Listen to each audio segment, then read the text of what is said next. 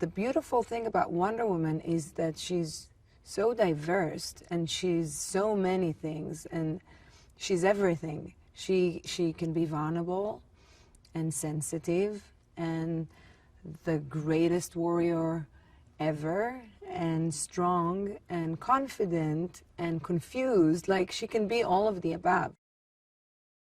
When you first meet Diana on the island, she's about 5'6", and she is this curious little girl who's very courageous, who's very sassy and naughty, and she's very inspired by her aunt, and she wants to learn how to fight. But she's being very sheltered and very protected by her mother, who does not allow her to do so. But she finds her ways, and she has this spark in her. She has this fire in her eyes, and eventually she gets her way. The first time that I see Steve is really the first time that I see a man ever in my life. And I think that Diana is immediately intrigued by him. She's very curious about who he is, and she's curious about the world that he had come from. I think he's such a talented, smart, funny guy. Like, people do not understand how funny he is. We had to break so many takes because he made me laugh. And I felt very, very comfortable working with him. I had 5 months of pre-production of doing horse riding and martial arts and a lot of body work.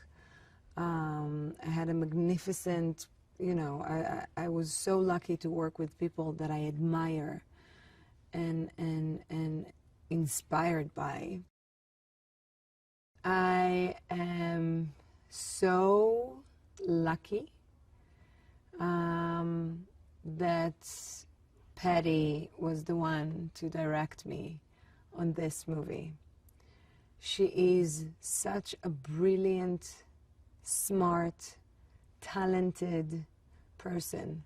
Her vision about Wonder Woman, and by the way, Wonder Woman was something that she was always, all of her life, she was very passionate about, and she was very opinionated about her. And she always wanted to tell Wonder Woman's story. And her vision for Diana was in line with mine.